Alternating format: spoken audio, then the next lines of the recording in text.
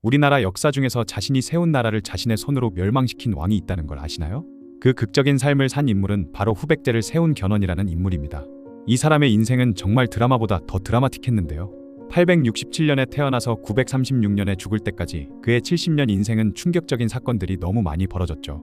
오늘은 농부의 자식으로 태어나 장군이 되었고 나라까지 세웠다가 자신이 세운 나라를 스스로 무너뜨린 견훤에 대한 이야기입니다. 견훤의 출생에 대해서는 정말 신기한 이야기들이 전해지는데요. 먼저 그의 아버지 아자개는 원래 농사를 짓던 평범한 농부였습니다. 그런 아자개가 나중에 가문을 일으켜 장군이 될 정도로 출세를 했다고 하니 집안 자체가 평범하지 않았던 것 같죠. 그리고 견훤의 출생에 대해서는 두 가지 전설이 있는데 첫 번째는 지렁이 설화입니다. 광주 북촌에 사는 부잣집 딸에게 매일 밤 자줏빛 옷을 입은 남자가 찾아와 관계를 맺었는데 그의 정체가 궁금했던 부잣집 딸은 그의 옷에 바늘을 꽂아 실을 연결해 놓았죠. 그리고 다음날 실을 따라가 보니 연못에서 바늘에 찔린 큰 지렁이가 죽어 있었다는 것입니다. 그래서 견훤은 토령의 아들이라는 이야기도 있으며 그의 아버지 아자개가 인간으로 둔갑한 지렁이였다는 설화도 있죠. 두 번째는 더욱 유명한 호랑이의 젖을 먹고 컸다는 설화입니다. 견훤이 아직 갓난아기였을 때 어머니가 아버지에게 밥을 가져다 주려고 아이를 나무 아래에 잠시 두었는데 그 사이에 호랑이가 나타나서 견훤에게 젖을 먹여줬다는 이야기이죠. 물론 이런 이야기들은 후에 견훤이 유명해진 다음에 만들어진 전설일 가능성이 훨씬 높은데 실제로 견훤은 어려서부터 체격이 남달리 컸고 용모도 뛰어났다고 기록되어 있을 만큼 심상치 않은 인물이었습니다. 아무튼 견훤은 성장한 후 고향을 떠나 신라의 수도인 서라벌로 가서 군인이 되었죠. 그리고 그는 남다른 용맹함과 비범함으로 빠르게 출세했고 이후 비장이라는 직책을 맡게 되었습니다. 그는 창을 베개 삼아 적을 대비했다고 기록될 정도로 성실하고 용맹한 군인이었죠. 그런데 892년 진성여왕 시절에 신라 전체가 큰 혼란에 빠지게 됩니다. 원종과 애노의 난이 일어나는 등 각지에서 밀란이 터졌고 중앙정부의 통제력은 거의 사라진 상태였죠. 이때 견훤이 마침내 결단을 내립니다. 그는 자신이 지휘하던 신라 정규군을 이끌고 반란을 일으켰는데 놀랍게도 불과 열흘 만에 5,000명의 병력을 모을 수 있었죠. 이는 비슷한 시기의 궁예가 몇 년에 걸쳐 겨우 3,500명을 모은 것과 비교하면 정말 놀라운 일이었는데요. 이후 견훤은 무진주를 점령하고 스스로를 신라 서면도통 지휘병마제치 지절 도독전무 공등주군사 행전주자사 겸 어사중승 상주국 한남군 개국공 시급이천호라는 엄청나게 긴 관직명으로 부르기 시작했습니다. 이때까지만 해도 완전히 독립을 선언하지는 않고 명목상으로는 신라의 신하라고 주장하고 있었죠. 그러던 900년 견훤은 완산주에서 마침내 후백제를 정식으로 건국합니다. 이때 그가 한 선언이 정말 인상적인데 마한이 먼저 일어나고 후에 혁거세가 일어났으니 백제는 600여 년 동안 이어져 왔는데 당나라와 신라가 합세해서 멸망시켰다. 지금 내가 완산에 도읍하여 의자왕의 오래된 한을 풀지 않겠는가? 라고 말하며 후백제를 건국했던 것이죠. 그리고 견훤은 나라를 세우면서 901년부터 정계라는 독자적인 연호도 사용하기 시작했고 외교에도 적극적이어서 중국의 5월과 일본에 사신을 보내 국제적인 인정을 받으려고 노력했죠. 하지만 견훤의 가장 큰 수고는 신라에 대한 복수였습니다. 그렇게 901년과 916년 두 차례에 걸쳐 신라의 대하성을 공격했지만 실패했고 920년에 와서야 마침내 1만 명의 대군으로 대하성을 함락시킬 수 있었죠. 그러던 918년 북쪽에서는 궁예가 몰락하고 왕건이 새로운 왕이 되어 고려를 건국했습니다. 견훤은 처음에는 왕건에게 축하 사신과 선물을 보내기도 했지만 이는 겉으로만 친한 척한 것이었고 실제로는 서로 견제하며 치열한 경쟁을 벌였는데요. 925년에는 조물성에서 견훤과 왕건이 직접 대군을 이끌고 맞붙었지만 승부가 나지 않아 서로 인질을 교환하며 화친을 맺기도 했죠. 그런데 926년 고려의 인질로 간 견훤의 조카 진호가 갑자기 병으로 죽는 일이 발생했습니다. 견훤은 이를 의심해서 후백제에 와 있던 고려의 인질인 왕건의 사촌 왕신의 목숨을 빼앗았고 이로 인해 두 나라 사이의 관계는 완전히 악화되어 버렸죠. 그리고 927년 한국사의 길이 남을 극적인 사건이 벌어집니다.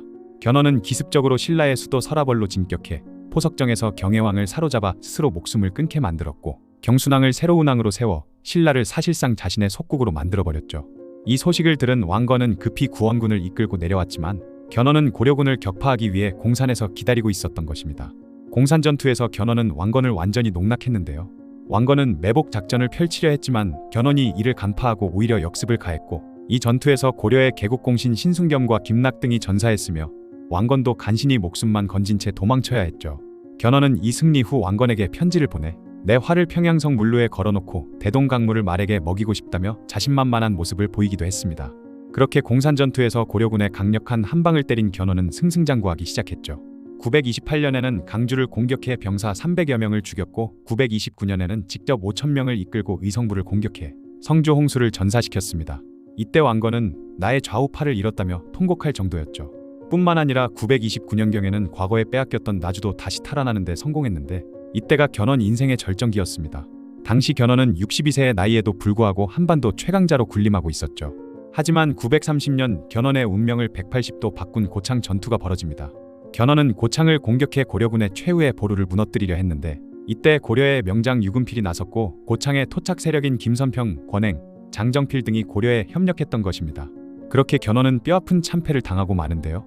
무려 8,000명이나 되는 병력을 잃었고 이후 전세는 완전히 고려 쪽으로 기울어졌습니다.